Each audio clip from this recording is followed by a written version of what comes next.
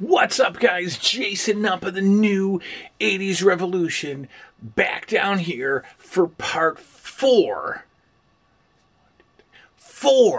Part 4 of the Shelf by Shelf Toy Room Tour. We've made our way around wall number 1. Parts 1, part 2, part 3 in the books. Little links for them up here somewhere and down here somewhere. Check them all out. Go back and check out part 1. Go check out, if you're watching this for the first time, this is part 4. You got to go see part 3. You got to see part 2. You got to see part 1 before you can watch part 4. Tonight's a little different. We're not looking at a shelf.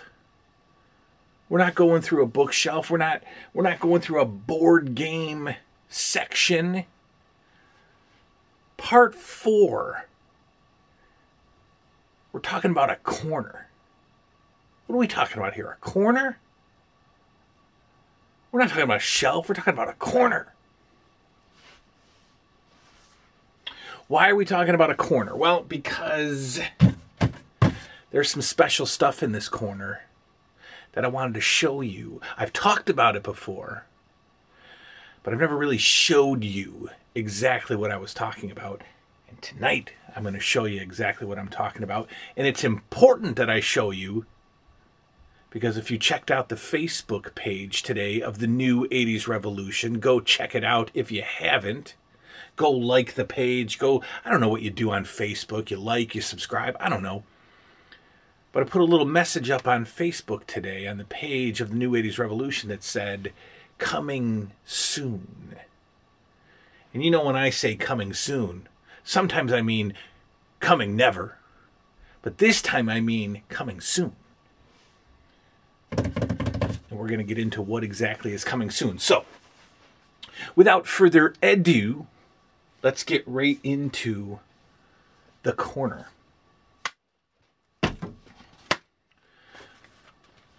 The first item in the corner is the NWA replica Figures Inc. Actually, I don't think it was, I don't know, it might have been Figures Inc., but it was before Figures Inc. was putting their little stamp on the belts. This is your NWA. This is called the Domed Globe. And this belt is my favorite belt in all of wrestling history. Believe it or not, growing up a WWF fan, you know, watching Hulk Hogan, that was my first introduction to wrestling, the first, you know, where my love of wrestling took off, seeing Hulk Hogan, his belt, you know, the various belts of the WWF at the time. So why on earth is this my favorite belt? Well, of course, it was worn by my favorite wrestler, the Nature Boy Ric Flair. And during the most memorable era of wrestling for me, we're talking about 84 and 85, when the Nature Boy was on WTBS every Saturday, standing there with the belt in his hands, this non-flashy, you know, just straightforward championship belt. If you remember when I got the photo with Ric Flair at one of the conventions, I was proudly holding the NWA title, wearing that robe up there that I'll show you in a minute. So this is, so in the belt world, I'm not a belt collector. I'm not a, you know, in the belt world, these knockoff replicas are dismissed. You know, they're garbage. Because they're not a real belt and they're not on real leather and the plates are nowhere near as thick as the original plates are. And I couldn't care less, because a real belt, a real, you know, official belt made by, you know, Dave Milliken or Reggie Parks, those guys, is going to cost, you know, like $1,500, $2,000. And I'm just not going there. I don't need a real belt. So I picked this up several years ago off eBay, I think. And I think it was like $250 or $300. And that's pretty much what this goes for now. But it's good enough for me. And I love this thing. In fact, crazy, when I got it, it was autographed by, you can see it. Maybe you can't. Terry Funk signed this belt.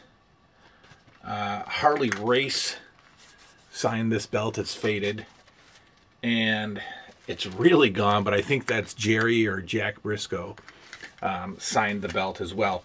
And, you know, I didn't even notice, you know, when I got this, or actually, I don't think I got this off eBay. I think I got this in a trade. And I didn't even notice when I was trading for it that it had these autographs on it. But I actually didn't like the autographs because I think it actually took away from the belt. These little grommet things are on the original, you know, the real belt. I put them on myself. I don't know. So this is my NWA championship belt. Long story short, right? Okay. Let's get into the corner a little bit. This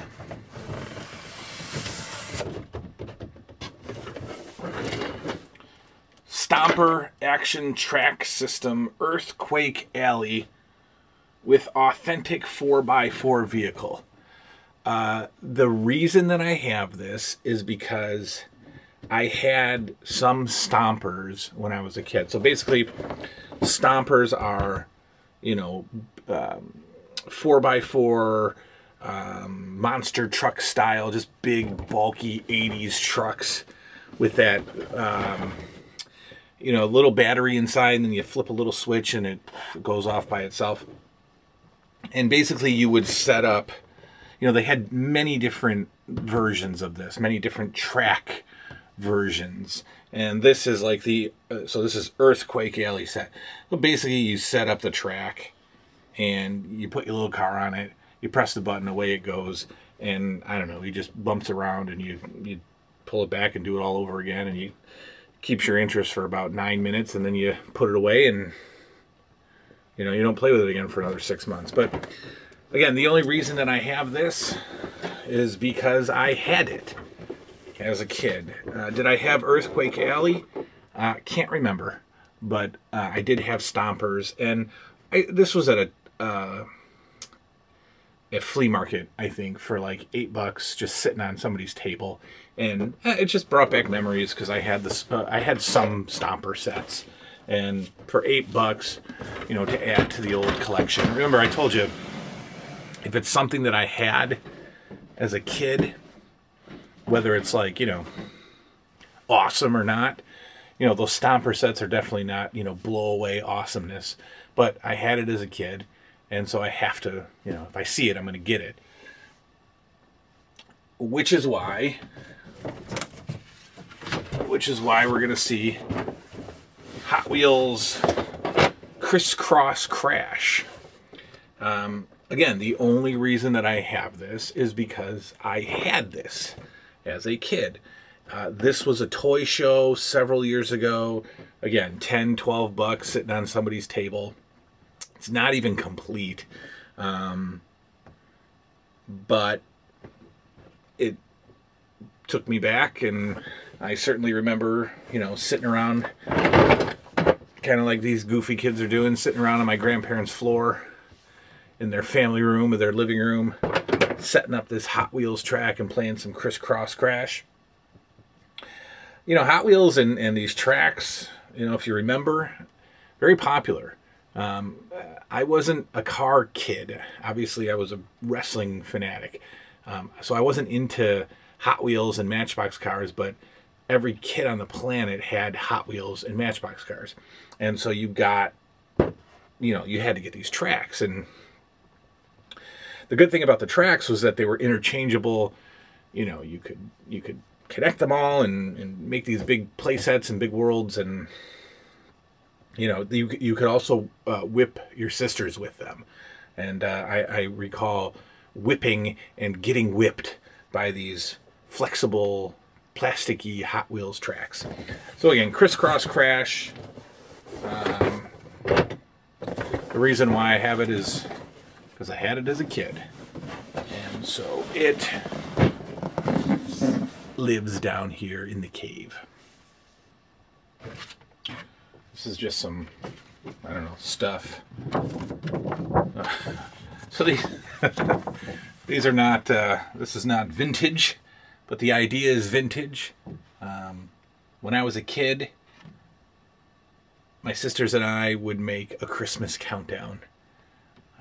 We would literally draw this tree, we would put all the bulbs on it, and we would color in the bulbs as the days of December passed. And I did this with my sisters from like, probably, well, earliest memory is like 8 years old all the way to probably 17. My sisters and I would make a Christmas countdown. Well, if I have kids, you know I'm going to make a Christmas countdown. And I've been doing a Christmas countdown with my kids since 2013. For some reason, this was down here. This is the 2018 version of the Christmas countdown. You know, some handy coloring work done by the 3-year-old. But every morning I'd go to work, and my boys would come downstairs. Before I left, we would color in a bulb together, and so I'm going to keep these pretty much forever. And hopefully my guys are into doing Christmas countdowns until they're like 29 or so. Alright. Pull this bad boy out here. It's going to make some noise. Alright. What do we got here? Can't get it all in the... This thing is huge. Can't get it all on the camera. This is called Snap Bowling. Now remember, fans of the channel will know that as a kid, I was a bowling fanatic and watched bowling on TV. I would tape it on VHS. I was in, you know, a million bowling leagues as a kid. I just loved bowling. And with that came the love of bowling toys. And when we did Board Game Alley there, I showed you a couple of the bowling dice games that I have. I got that wind-up strolling bowling game that I showed you. Well, this was actually one of my favorite bowling toys ever. This gigantic, it's like 2-3 feet long, this Snap Bowling game. So basically, set up the pins. You got this, I don't know if you can see it. You got this little ball on a string here. You take this ball, you put this ball down here, you pull back that ball, you hit this one, goes flying, knocks down the pins. The pins were magnetic, so they really didn't like fall down like real bowling pins, but I loved this thing when I was a kid. And it's loud as heck, you know. So when my kids drag it out and play it, it's annoying. It's loud, but it's fun, and it's a bowling game. And so, you know, I was several years ago. I was, you know, it was in my mind. I was thinking about it. Snap bowling. Whatever happened to snap bowling? And it's not super easy to find on eBay. There's usually like sometimes there's none up for auction, and sometimes there's, you know, 3, all of different condition. I had to have it with the box, and so maybe, I don't know, 5, 6, 7 years ago, I grabbed one off eBay for, I don't know, 30 bucks or so. But the shipping, you know, shipping is ridiculous because, you know, this package is huge. So I think overall I, you know, ended up paying like $20 for shipping. But Snap Bowling, just a little random stuff here in the corner. Now, let's get into it. Actually, okay. So I gotta be careful with this box because everything is in order. What do I mean by in order?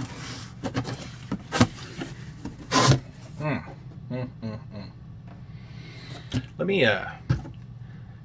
me grab the camera. Let me go around the camera. get you a little close-up of what I'm looking at here. And then we'll talk about what we're going to do soon. Coming soon. Hang with me. All right, boys and girls. This is one of the highlights of my collection. And it is the introduction to a show on this channel that has been a long time in the making. So this is a very small portion of my WWF collection of footage. So over here, you can see that these are all broken down by month. So what are we talking about here? Well, we're talking about Championship Wrestling, which was the main WWF 1 hour syndication show. It was called WWF Championship Wrestling. That eventually morphed into WWF Superstars of Wrestling. Okay, so, but in 80, 81, 82, 83, 84, it was called Championship Wrestling. So what you're looking at right here is a Championship Wrestling episode from January 7th, 1984. Okay, after that is a Championship Wrestling episode from January 14th, 1984. And then we've got January 21st and January 28th. So you get what I'm saying here, folks, right? Well, after that episode, we've got a house show from the Philadelphia Spectrum from January 21st, 1984. Then we've got an MSG house show from January 23rd. So again, I know you all are brilliant. You are smart people because you are fans of mine. You know that I'm trying to tell you that we have entire runs, entire annual runs of WWF footage. So I'm talking about house shows. I'm talking about syndicated 1 hour television shows. When we start getting into 85, we start talking about Tuesday Night Titans. We start talking about USA All-American Wrestling. We start talking about WrestleMania. We're talking about a show called Tuesday Night Titans. I might have just said that earlier. We're talking about Saturday night's main event, and they're all in chronological order, boys and girls. Now over here is some random stuff from earlier years. So I have a ton of footage from 1981, 1982, 1983, and in 83 we start getting into the TV show. And then we take off in 84 and we've got complete runs of the TV show. So that is box number 1 of my DVD footage. And this is box number 2. Yeah, it's kind of full. So in here, ooh, we can't have this. We definitely can't have stuff falling. All right, so in here we've got 86. We've got WWF Challenge from 1994. We've got an 88 stack. We've got another 88 stack. Down there, we've got some more stuff. So these are all, you can kind of see how deep this is. I mean, this is a pretty deep box. This is all WWF footage in chronological order from let me swing this back around. From 1983, it begins chronological, 1983, and goes all the way to 1994 when I stopped my footage collection. So what does that mean? Well, let me put this camera back and I'll tell you exactly what this means. I'll be right back. All right, guys, so basically what that means is we are going to take all of this footage and we are going to finally start cracking into it, and I'm bringing you along with me. The show is called Wrestling with the Past. The year is going to be 1983. Why 83? Well, because it was the year before the boom. It was the year before WWF expanded and became this national, worldwide superpower that it is today. And it was the year before I became exposed to wrestling. Really, the year before, you know, what would eventually turn into this massive toy obsession began. 1983. So we're going to see, so basically what's going to happen is I am going to, you know, put in a disc. The very first piece of footage that I have from 1983. I'm sure it's probably a house show. So by house show, I mean a Madison Square Garden card, complete, a Philadelphia Spectrum card, a Baltimore, you know, the Cap Center in Baltimore, or one of the other, you know, arenas that would film and air wrestling house shows, WWF house shows. The majority are going to come from Madison Square Garden and from Philadelphia because the Prism Network and the Madison Square Garden Network aired these house shows regularly.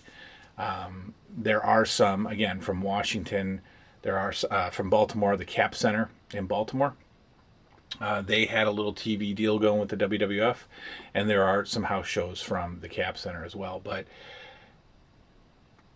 aside from the house shows, I do have about 3/4 of the 1983 Championship Wrestling television show. So what I want to do is I want to, I can't show the footage on YouTube, of course, but my plan is to pretty much show you photos from each match. So let's say I put on a Championship Wrestling episode. I'd like to show you still photos from every match on that card. And there was probably 5 or 6 matches with interviews, with, you know, the debut of Piper's Pit. Just fun, little exciting things that happen in a 1-hour episode of Championship Wrestling. And whatever happens, I'm going to show you photos of. And then I'm going to talk about each match. You know, so, you know, the pretty much all jobber matches that the WWF would air on their syndicated shows at the time, I'm going to watch and I'm going to talk about with you. And we're going to talk about, you know, the action. We're going to talk about who the wrestlers were. I'll talk a little bit of history about them, what they meant to me. Was I a fan of them? Was I not? What did they go on to become later on? We'll talk about the angles at the time. We'll talk about the feuds. We'll talk about who was coming into the WWF at this pre-expansion year. We'll talk about who was heading out, you know, and we'll keep it rolling all throughout all the footage that I have, and I'm excited about it, and I think it's gonna be cool. And so there's been some positive feedback on it so far. A lot of people have been waiting for this to happen since I announced it like a year ago, but it's finally getting started. And the reason it's finally getting started is because in my own little personal watching habits, I have gotten up to 1982. And I've got about maybe 10, 12, 20, probably about 18 to 20 house shows. No television footage, but house shows from 1982, and I'm watching my way through them now. And it should take me a couple of weeks to finish 1982, and then I start fresh with 1983, and that's where I'm going to bring you guys in.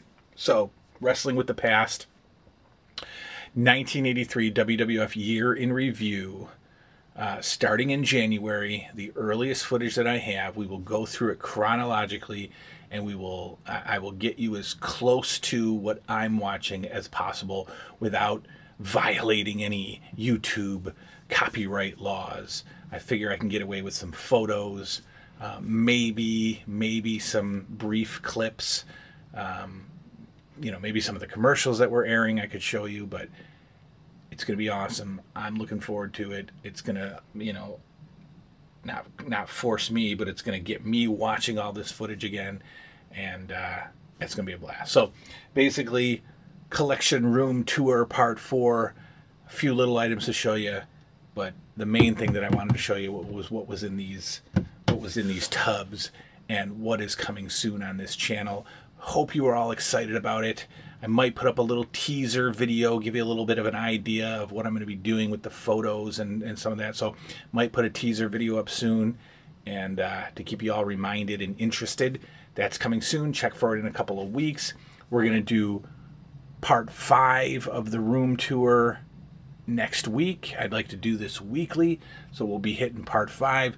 I'll show you what's on the robe. I'll show you some of the posters that are up on that door right here, and then we go over there, and you can't see it, but over there is where all the wrestling figures begin. And we've talked about those a ton of times on this channel, but we're going to talk about them again.